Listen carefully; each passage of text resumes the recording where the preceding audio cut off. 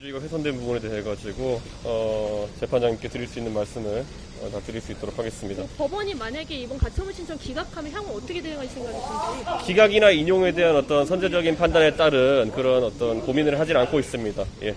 그 대통령 100일 기자회견 혹시 좀 어떻게 보셨나요? 제가 뭐 좀 당내 민주주의에 대한 그런 고민을 많이 하다 보니 대통령께서 사실 어떤 말씀을 하셨는지 제대로 챙기지는 못했습니다. 불경스럽게도. 예. 인사혁신과 관련해서 좀 공연불이 됐다는 지적이 있는데 여기에서도 좀 윤핵관의 입김이 들어갔다고 보시나요? 정치적인 내용에 대해 말씀드릴 기회는 많을 거로 생각되기 때문에 나중에 따로 드리도록 하겠습니다. 네. 예. 성상납 받았으니까 한번 믿는다!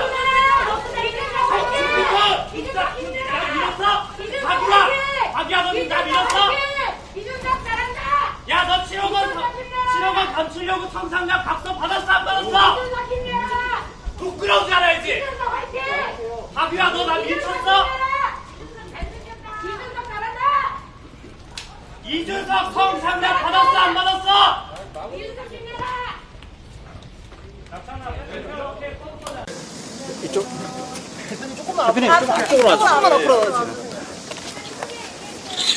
덮고 할게요. 네, 안녕하세요. 네. 대표님 오늘 신문 참여하셨는데 소회 한 말씀 부탁드립니다. 아무래도 뭐 사실 이런 일이 전무후무한 일이다 보니까 많은 관심이 이렇게 있는 거로 알고 있습니다. 근데 우선 사실 책임이 있는 정당의 관계자로서 이런 모습을 국민들에게 보여드리는 상황을 만든 것 자체 굉장히 자책하고, 그리고 그에 못지않게 이 일을 시작한 사람들도 그 책임을 통감했으면 좋겠다라는 말씀을 먼저 드리겠습니다. 존경하는 재판장님께 제가 설명할 수 있는 부분 잘 설명드렸고, 제가 가장 우려하는 것은 지금 행정부가 입법부를 통제하려고 하는 그런 삼권 분립이 위기에 있는 그런 상황 아닌가라는 우려가 있습니다. 그렇기 때문에 삼권 분립에 설계된 원리대로 그런 상황을 사법부가 적극적인 개입으로 잘못된 부분을 바로잡을 수 있었으면 좋겠다, 이런 입장을 저는 가지고 있습니다. 예. 질문 혹시 있으면. 가처분 결과 나온 뒤에 계속 당회에서 당원 모집 등 이어가실 계획인지. 저는 어느 시점에는 항상 당원 모집에 정당의 모든 문제 해소 가능성과 답이 있다고 생각합니다. 우리가 흔히 얘기하는 당심과 민심의 괴리라든지, 아니면 결국에는 민심이 바라는 대로 당이 흘러가지 않는 것, 이것은 당원 가입으로 해소될 수 있다 생각하기 때문에 그것은 제가 당에 있으면서 지금까지도 그래왔고 앞으로도 계속 꾸준히 추진해 나가도록 하겠습니다. 예. 대표님 법원에서 만약에 기각하면은 앞으로의 계획은 어떠신가요?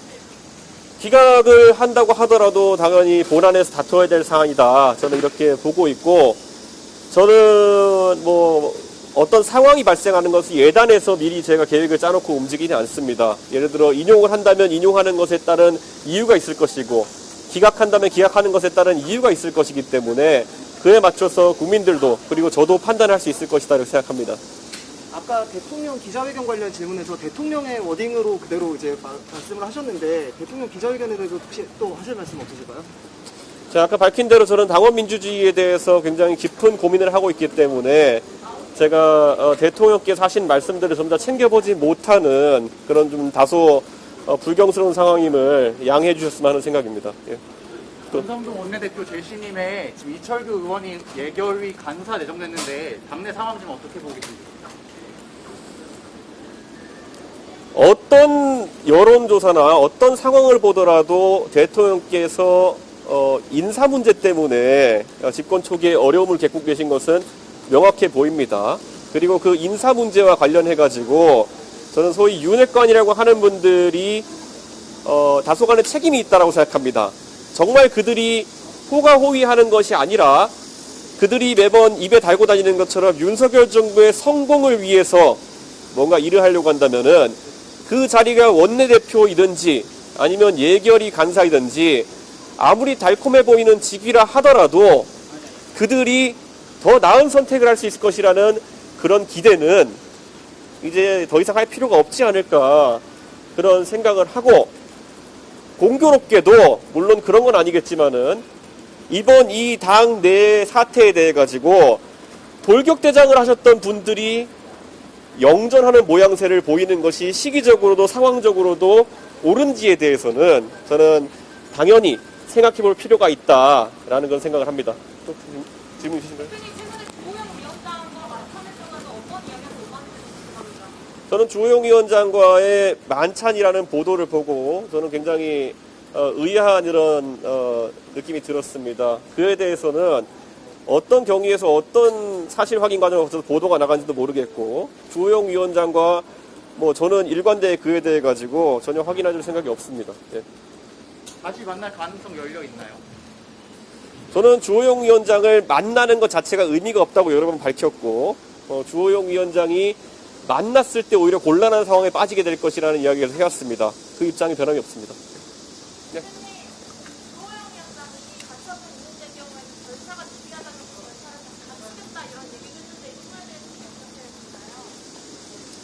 우리 당의 법관 출신, 검사 출신, 율사분들이 참 많으십니다. 그런데 어떤 정치적 상황에서 연습 문제를 풀어보시면서 그분들의 권위를 스스로 좀 훼손하는 경우가 좀 있는 것 같습니다. 일례로 과거에 뭐 제가 참 전임이었던 분 말씀하기 그렇지만은 공안검사 하셨던 분이 부정선거 담론을 2년 동안 쫓아다닌 모습도 있었고 그렇기 때문에 저는 꼭 법률가로서의 이력이 정치에 뛰어든 뒤에 그분의 판단이 어떤 법률적인 측면에서만 나오는 것은 아니다라는 이런 경험칙을 국민들께서 갖고 계실 것이라 생각하고 만약에 주호영 의원께서 말씀하신 그런 방향으로 법원의 판단에 대처한다면은 바로 그게 저의 해석에 따르면은 비상 상황입니다. 예, 민주주의의 비상 상황입니다. 예. 혹시 또 질문 없으시면 가겠습니다. 네, 감사합니다.